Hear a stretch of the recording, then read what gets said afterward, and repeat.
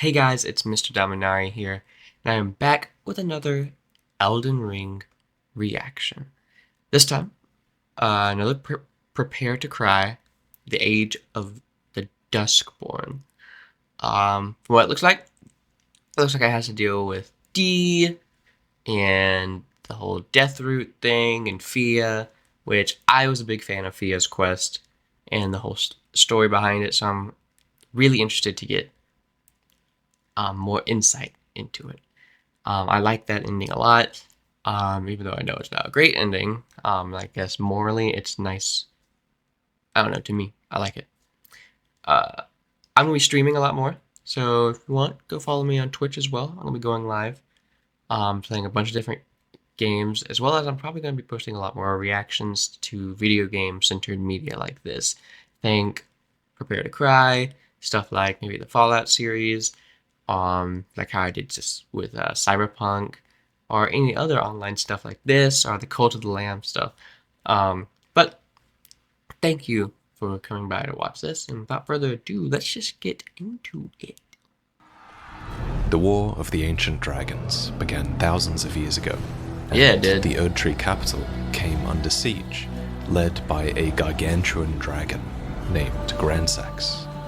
The dragons wielded heavenly bolts of red lightning, and so the Knights of the Erdtree learned to fortify themselves against it, and stayed on the defensive until Godwyn the Golden delivered the decisive blow. He stood before another legendary dragon known as Dread Fortisax and defeated him. But instead of granting death, he showed mercy. He offered friendship. Oh, that's cool, man. And it was with this act like that the animated. ancient dragons and the Golden Order truly became one. Years later, a dire plot was put into action. A plan to kill Godwyn the Golden. So a fragment of the Rune of Death was stolen from the black blade that was designed to contain it. This fragment was then inscribed onto a set of black knives, which the Black Knife assassins would wield, and with cloaks of silver that fooled the eye, they snuck into the capital and delivered the first destined death in a millennia. Godwyn should have died a clean, true death, but he did not. Instead, as the mark of death was being carved into his flesh, it was at that very moment also being carved into another of his kin, the Lunar Princess Ranni. Ranni got her wish and perished in flesh alone, which freed her soul. But Godwyn died in spirit alone, and so his body suffered an unimaginable fate. His living corpse would spread a peculiar brand of undeath through the lands between via Deathroot, and wherever there is Deathroot, the hunters of the dead are sure to follow. There's no mistake, is there? That's a cool transition. Death has left its mark once again. There he is. I'm sorry. The man. I cannot give you your proper rights, but at least you did not join those who live in death. Your soul will return to the Erdtree in time.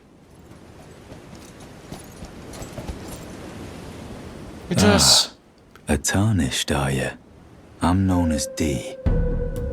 I hunt down those who live in death and weed their deathroot. Heed my warning.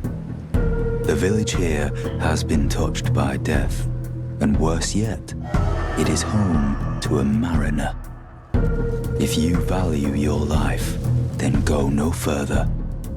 The dead have long been left to wander, and what they need is true leadership. The mariners can call to those who live in death and offer them some semblance of guidance, but they make poor leaders and even poorer fighters. So very true. The dead continue to live without purpose. Well, well. Another fool who won't listen to reason, eh? But with That's a good shot. Weeding Deathroot. I spotted the mark of the centipede here in the village. An ill-omened symbol that should not be. Someone or something threatens the sanctity of the Golden Order and must be eradicated.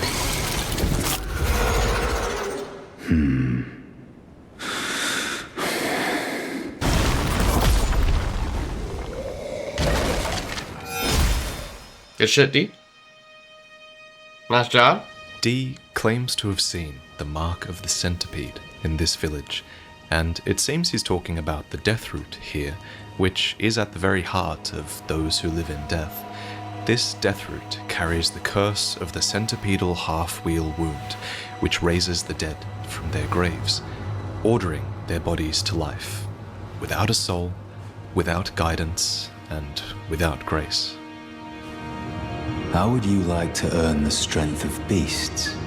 If you're inclined to hunt more of those who live in death and weed their death root, then I'll introduce you to Garank. I have a matter of my own to attend to, and the beast himself wishes for someone to take my place. What say you? Very well. Show me your map. I've marked the location for you. It will lead you to Garank, the Beast Clergyman. The bestial sanctum lies past Farum Great Bridge, deep within the Caelid wilds, past the vulgar militiamen, who are short, brutal mercenaries, and the Blackblade Kindred, who are a patchwork of champions put back together with corpse wax. They're all here in defense of Garank. Or should I say, Malekith. He is Marika's loyal shadow. Love that once Malekith kept so the much. rune of death bound within his black blade. That is, until a piece of that death was stolen. Love the Black Blade, Afterwards, man. he buried the black blade deep within his very self, so that no one could steal it, ever again.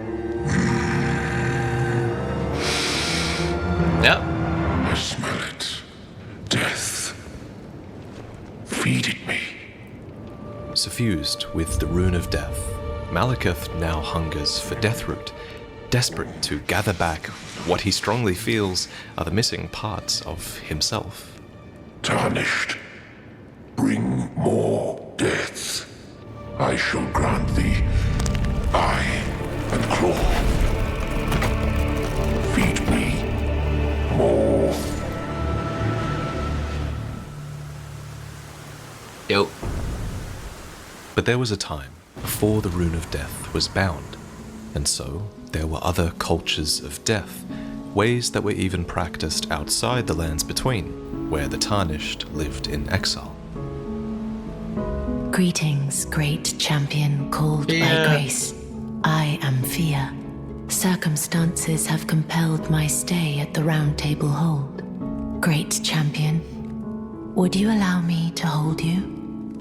But briefly. Ah, my thanks. You are very warm. I was known as a deathbed companion. Where I come from, after I received the warmth and lively vigor from a number of champions, I lay with the remains of an exalted noble. To grant him another chance at life, to do so is the purpose of my being. But before I could bear the noble into new life, I was awakened by the guidance of grace and chased from my birthplace. Originally, the Deathbed Companions existed to provide a simple comfort to those who were dying. But at some point, it seems, it was discovered that a deathbed companion could use the vitality of others to birth dead remains into new life. And so the deathbed companions became a tool, a path to rebirth for the privileged, who told the deathbed companions who to lie with and when, so that one exalted being might get a second chance at life. Despite all that, I still wish to be a deathbed companion. So please, let me hold you like this, as often as it takes. But it's not all about you. After all, you are not the only Tarnished that Fia lays with, and who knows what secrets are shared in her bedchamber. Thank you.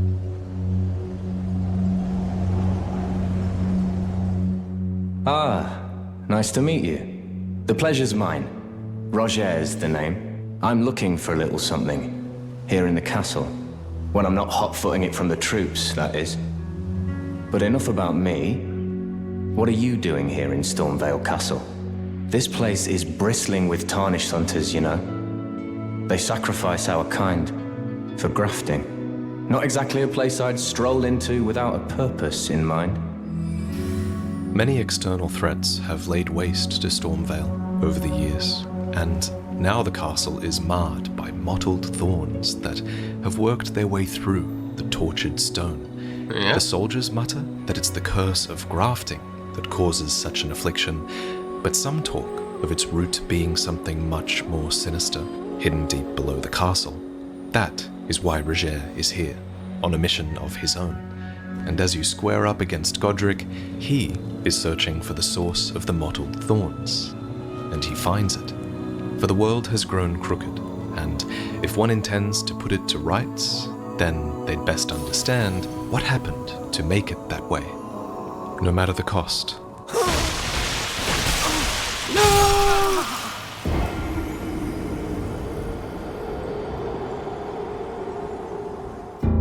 The world is slowly being taken over by the death root that is Godwyn. For when Godwyn died, his body was buried in the deep-root depths, in what seems like an esteemed position directly below the Erd Tree.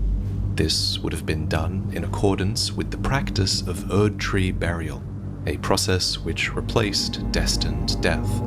For under Marika's Golden Order, death exists, but it is not the end, and the roots of the Erd Tree should call to all of the dead in time, reabsorbing them into the great tree where they may one day be reborn. Godwyn, being a great hero, likely received the burial rites that placed him as close to the Erd Tree as possible, but this backfired horrifically, for the roots would instead take up Godwyn's cursed essence like a tree absorbs water and spread the mark of the centipede throughout the lands between via Deathroot. So it is that those who live in death were born, and the hunters of the dead would follow. I serve the Golden Order, that I might put this crooked land to rights, following only the guidance of the great Elden Ring. Those who live in death fall outside the principles of the Golden Order. Their mere existence sullies the guidance of gold, tainting its truth. And so it is the vermin must be exterminated. Down to the very last. The hunters of the dead are fanatics who are glad to have an absolute evil to contend with. But does such an evil even exist in the fundamentals of order? Are you acquainted with a man named Roger? You know, the piteous fellow hiding away on the balcony. He was a formidable spellblade in times past. Don't let his easy air deceive you. He was wise beyond his years, stout of heart and clear of mind. Ah, so you've met Dee. Dee is an old friend. We found ourselves journeying together for a time, bound by our exploration of death. But our paths have since diverged, never again to cross. Though that's hardly an uncommon fate for two friends. No more, though. You see him now, ravaged by thorns, muttering and rambling, like he's half dead already. Couldn't change a thing. I can't stomach to watch. Take well the lesson, friend. That's how you end up when seduced by those who live in death. When grace is sullied, it rots people from the inside. Breaks them.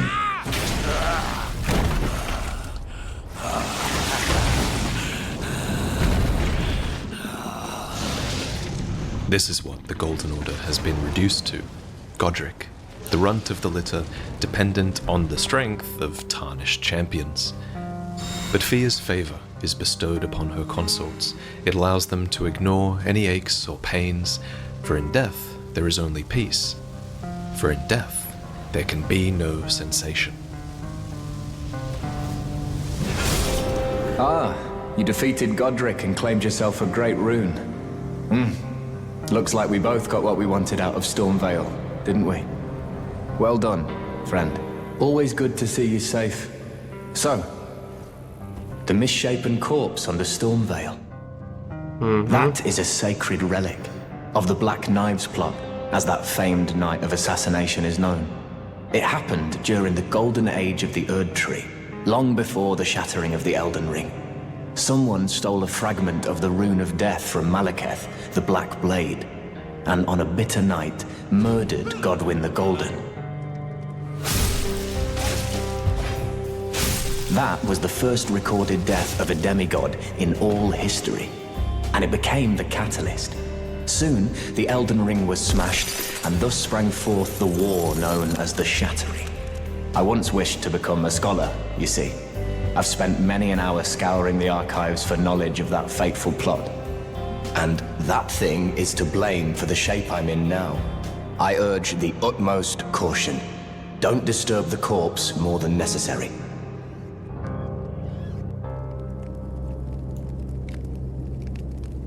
My dear, have you ever heard of Black Knife prints?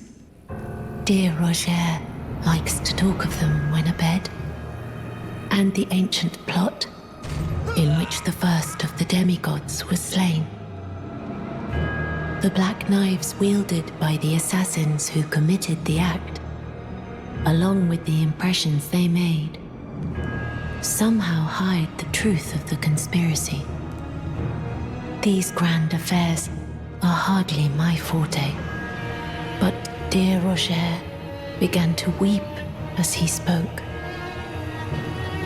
In truth, I've heard tell from someone else about the black knife prints that fascinate dear Roger so, but it wouldn't be right to give this to him, stuck as he is in the Round Table hole.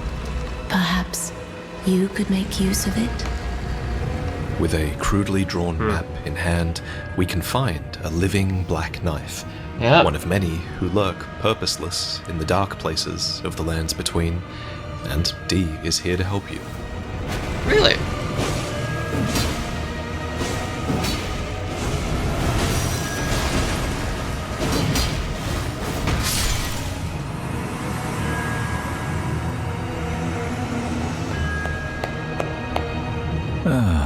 Hello. You've been busy weeding Deathroot, I take it. I thank you, as your brother-in-arms. The Black Knives were, after all, instrumental in undoing Love D's that beloved weapon. order.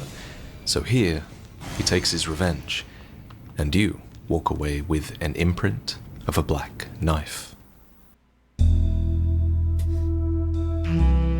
This is a black knife print. I can scarcely believe you managed to get your hands on this. Please, I beg of you, lend me the knife print for a time. I'd love nothing more than to tease out its secrets. Half my body has been suffused with death. I'm certain it will help me see.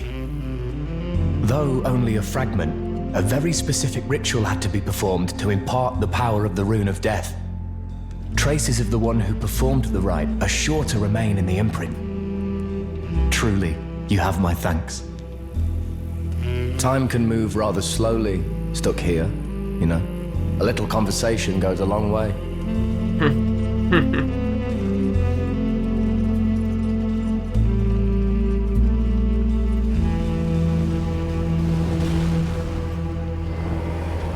So Roger continues his investigation, and you continue to seek out Deathroot, waiting for the truth of things to be revealed. You are basically put to good use by everyone around you. Yep. We are. I am pleased to see you again. Would you like me to hold you? Now, come closer. You are so very warm. I heard that you lent a hand to dear Roger. He seemed positively elated. He must be possessed of great mental fortitude. It anchors his will and sustains him. despite his grievous wounds. You truly are a champion to dear Roger, and myself too. My dear, might I ask something of you? Could you please find the owner of this dagger and return it to them? A certain person gave it to me as a gift. It's a very precious thing. It must have a special place in the owner's heart. So I would like for the original owner to have it back, if you wouldn't mind.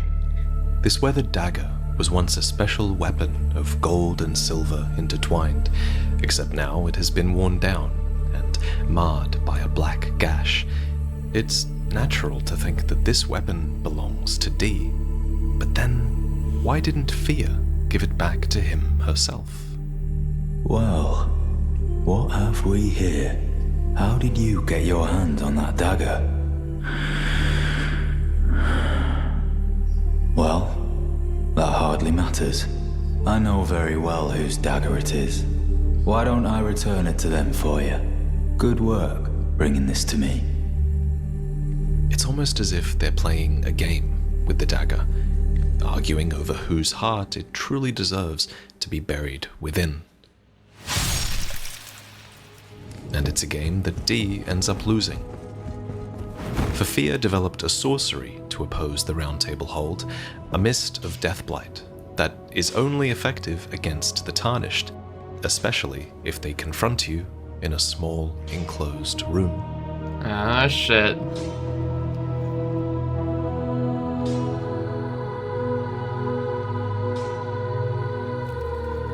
Finally, it is returned to its rightful place, the stolen hallowbrand of the exalted noble.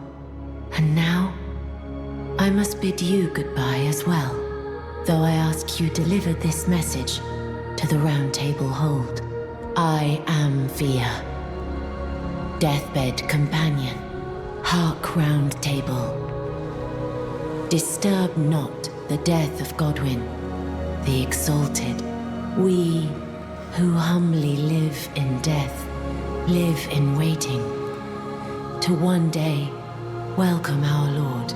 What right does anyone have to object? Our Lord will rise, the Lord of the many and the meek. All this time, Fia was getting closer to recovering the hallowbrand that Dee stole from Godwyn. My Riot Games just updated. Is the key. It's the curse mark that the Black Knives carved to split death in half, which started all of this in the first place, and Fia has a use for it, while Dee is dead. But Dee is also alive, for Devon and Darian are the inseparable twins. They are of two bodies and two minds, but one single soul. Supposedly, this made them reviled by many, but they found solace within the Golden Order, which accepted their duality of the self. They even had armaments forged to represent their state of being. That's what that Inseparable means. sword and a twinned suit of armor.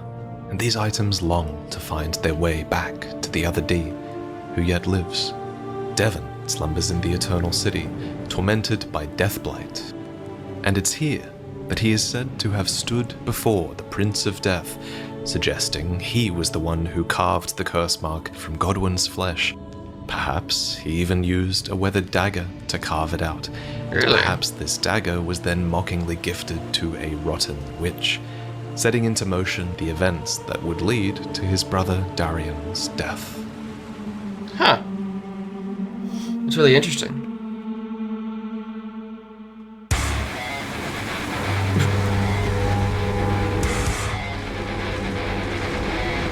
Okay.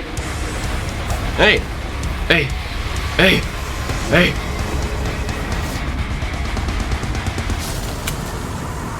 The Mariners are a joke, making your hunt for the spreading death root an easy one.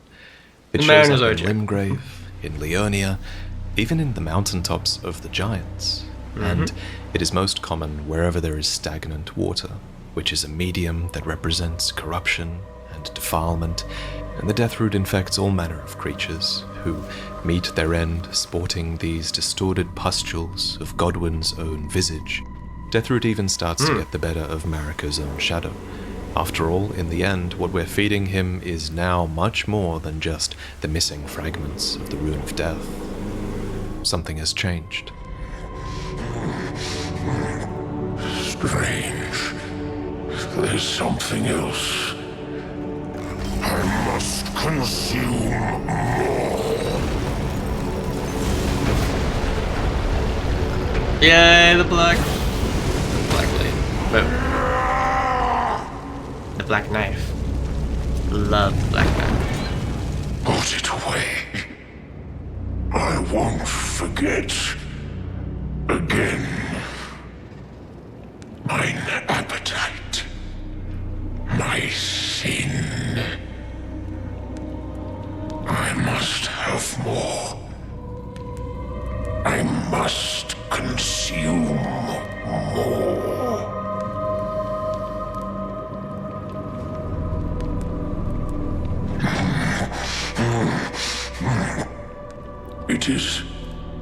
It is all consumed.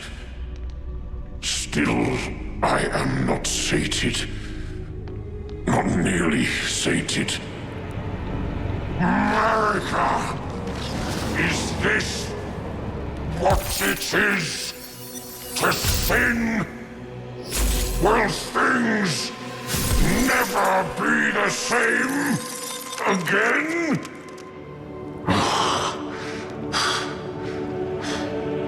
Tarnished.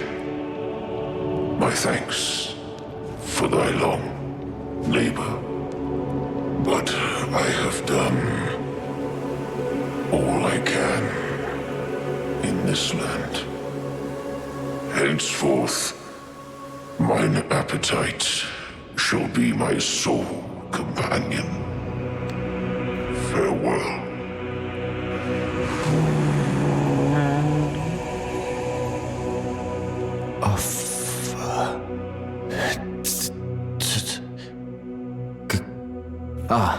Hello. I was hoping to see you. My examination is complete. Whoa, that was a cool little Here's the shot. knife print back, with my thanks. Now I have a fairly good idea who performed the rite upon the blade. The person who orchestrated the Night of the Black Knives. Lunar Princess Rani. Oh yeah, One of it the was. children born to King Consort Radigan and his first wife, Ranala. Demigod and sister to General Radahn and Praetor Rykard. Hers was the name I discovered in the imprint. If Rani truly is the one who plotted that fateful night, then she should bear the curse mark of destined death somewhere upon her flesh. I would like you to procure it for me. Oh yeah. And then Love Rhaenys all will quest be laid too. bare. I will have the answers I have sought for so long. Do you know of those who live in death? These souls have committed no offense. They have every right to life, only they happen to touch upon a flaw in the order. By Dee's account, these defiled fiends must be expunged. But truth be told, I seek the curse mark to save them. That's interesting. If we're looking for someone to blame in all of this mess, then where do we land? Does the guilt lie with those who live in death, who touched Deathroot? Or with Godwin, who spawned it? Or should we blame Rani, who thought up the plot in the first place? Personally, I think any fault goes even further back, to Marika, who, in her hubris, thought that she could free the world from death. Death and life should never have been separated, a fact that is more clear now than ever. Maybe I should tell you. Lately, I feel I'm on the precipice of falling into a deep, fathomless slumber. And I have an inkling it could spell trouble for you somehow. So I just wanted to get the apology out of the way beforehand. Since you're so scary and all. Well, this is unfortunate.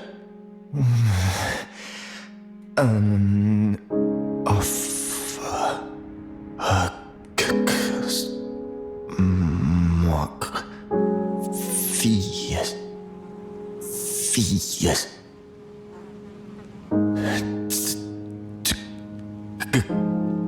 Godwin. Full circle forms rim.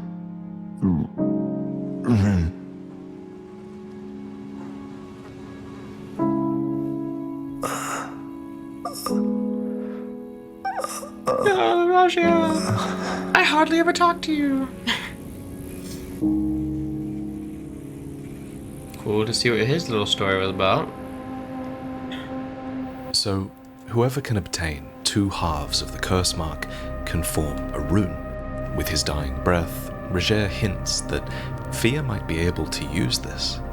And a letter, scrawled by Roger on his deathbed, tells us one last thing. It's that Dee had a twin brother, and that the other Dee might be found in an aqueduct beside the eternal city of Nokron. Roger implores us to put his friend to rest and reunite the twins, which we do by returning Dee's armor.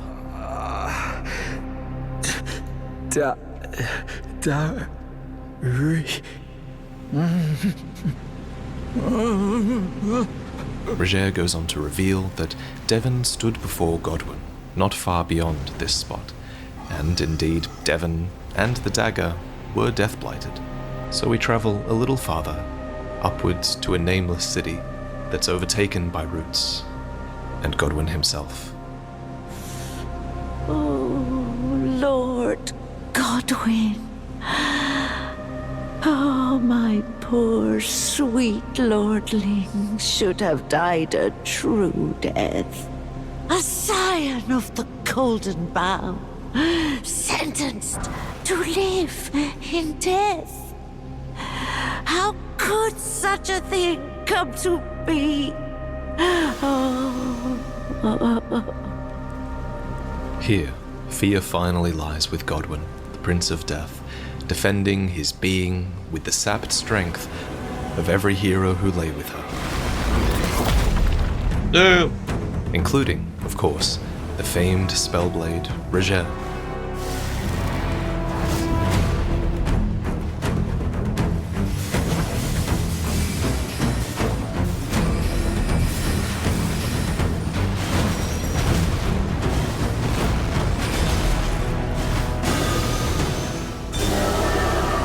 Well,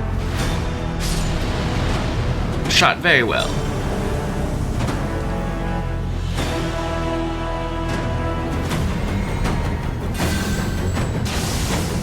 Damn.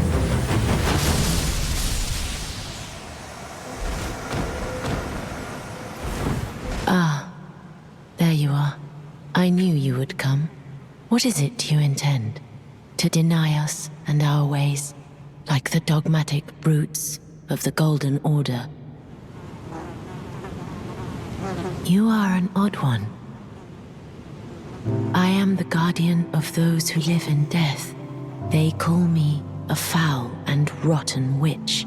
Yet you still wish to be held by me?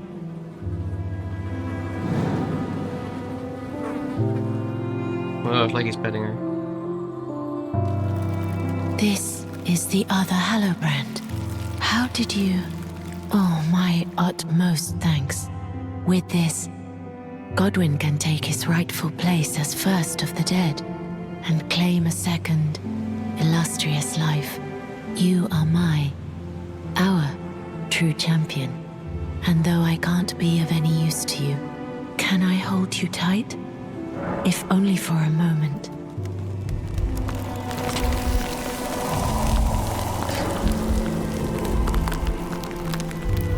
I will soon lay with Godwin, and it will surely stir within me the new life of the Golden Prince and first dead of the demigods, as the rune of those who live in death. Please, do one thing for me. Brandish this child, my rune, and take for yourself the throne. Stay the persecution of those who live in death by becoming our Elden Lord. love how This they is changed the goodbye, armor. my dear, but I am satisfied. I choose to lie with Godwyn of my own will, not the remains of one chosen for me, and I will bear a child who will inherit your warmth too. What greater blessing could there be but to be born a deathbed companion? Now, Fia can fulfill her purpose and initiate a rebirth, a gestated rune that tells the broken story of those who live in death. So, Fia lies with Godwyn, and she dreams. But it's within this dream that we realize that there is something lurking inside the Prince of Death, a being who, even after all this time, never once stopped fighting against the death in their companion. They are the last thing that stands between Godwyn and his new life, and here they refuse to let go, for Godwyn was a friend, and they were the great ancient dragon, Dread Fortisax. Hell yeah.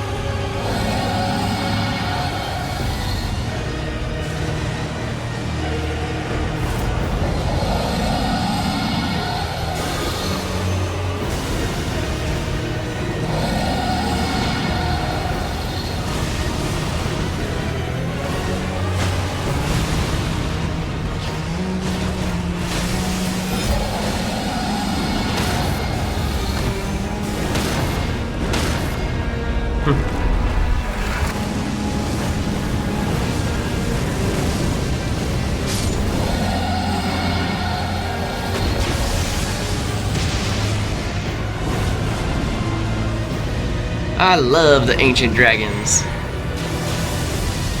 I think it's so cool.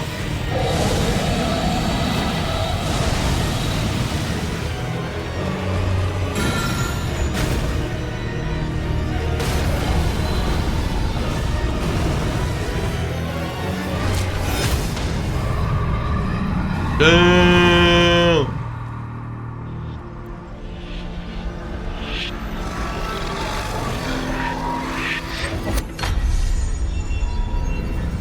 Cool.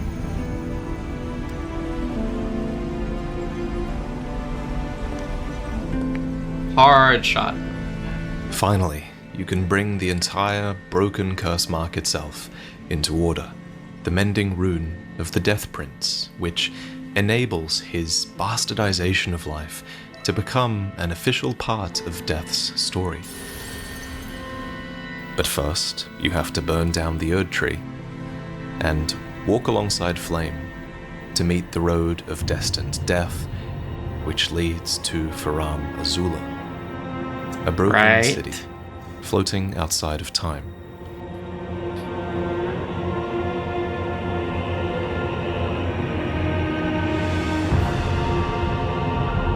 Great shot.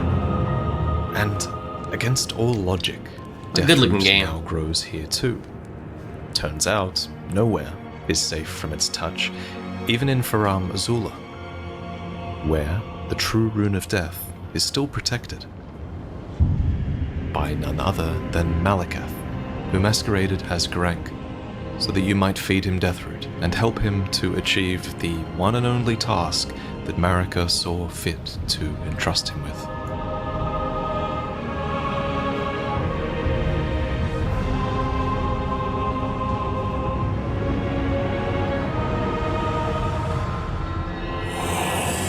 Witness tarnished. Why cover destined death? 'Tis no matter. I hereby vow that destined death shall not be stolen again. Love this fight too. Cower before Malekith, Marika's black blade. Oh, there it is! Ah! My favorite sword in the entire game. Love it. I want to get the life-size replica. But man, that's so dope. I love that weapon.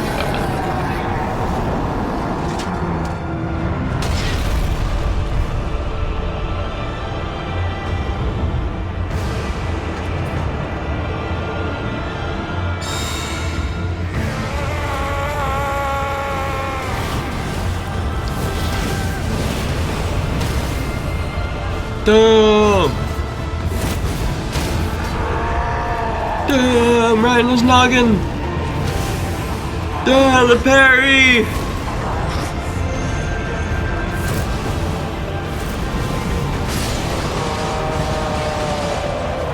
I've never seen that spell before. Or incantation, whatever it was. Why wouldst thou gull me? Why? Shit.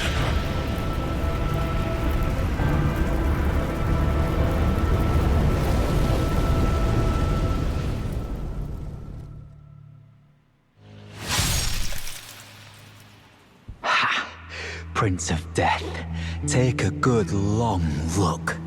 See the wrath of the Golden Order, the Order's justice writ in blood.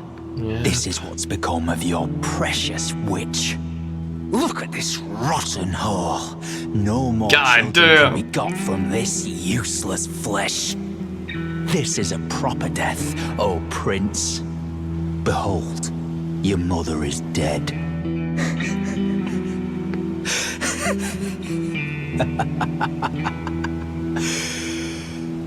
This is revenge, you witch, and you ghoul. This is the wrath of D. Hello. The rotten witch is dead. The Golden Order unsullied.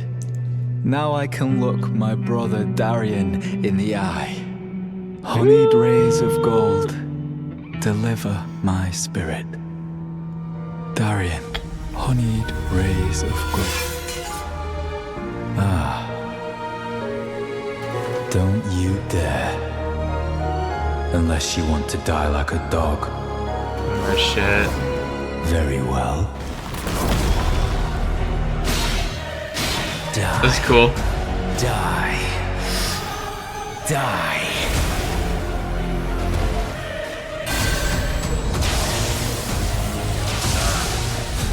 Then you are a blight.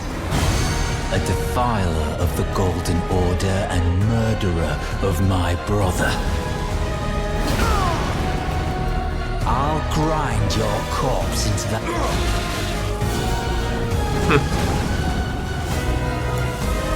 Oh yeah, the Black Blade! Ah!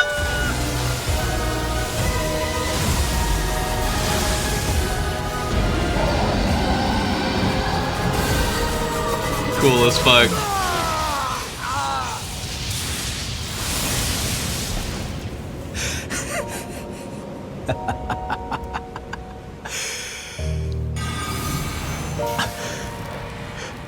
Forgive me.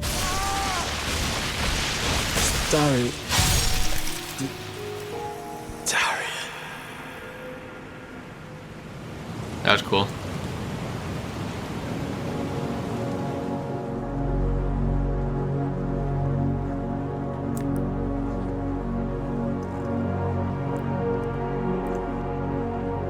As a deathbed companion, Fia had no choice but to lie with others, until the guidance of grace led her back to the lands between, where she used her chambers in the Round Table Hold to great effect, biding her time, listening to the secrets told to her in private, until she could use the strength of champions to speak for others, for the downtrodden, who had no champion. But soon, they will.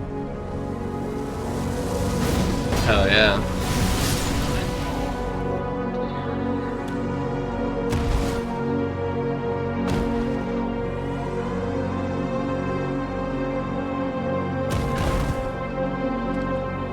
Please, Cool shot. do one thing for me.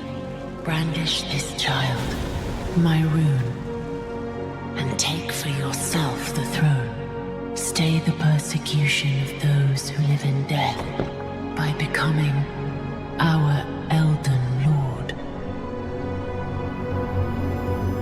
Fia has finally lain with the remains of one that she chose, so that she might gestate a new beginning, called the Mending Rune of those who live in death, a gift to the undead, who were born at the very end of an age, Duskborn, before the sun rises once more in a land where they no longer have to hide.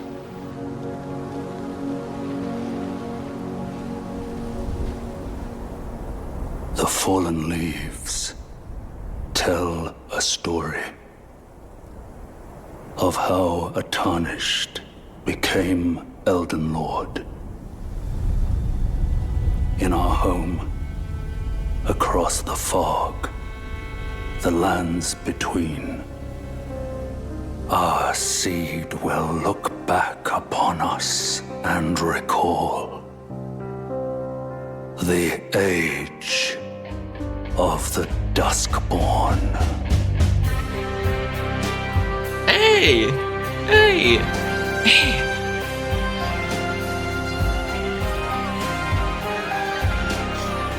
Shooting it up. Alright, hope you all enjoyed the video. We've now covered 3 of Elden Ring's endings through Prepare to Cry. Yeah, 4 if you include the true. first video about Alexander being kind of related to the Age of Fracture ending, which is how I think about it in my head. And I'm thinking the next episode will be the last one based around an ending. And I'm sure you can guess who's up next. No way. It's time to talk about Rani. Roger did a lot of work in this episode, sort of setting up her story. Rani! It's kind of his legacy in-game, in a way, to set it up. And we have a ton to work with for that episode. Oh, dope. Special Very thanks, excited as to watch always, that. to my partner on this project, Miss Pap1, who was in charge of all the visuals in this episode. And Of course. just look at these shots. Always They're great. absolutely insane. It's like watching an in-game cutscene half the time. Special thanks also to Qualag and Smotown for debating Dee and Fia's questline with me over Discord, because honestly there are quite a few ways that you can interpret the weathered dagger part of that questline. And Yeah. I hope I did a decent job presenting that part of the video, because it's always really hard telling a story when there are multiple valid interpretations of an event that could all be the right one.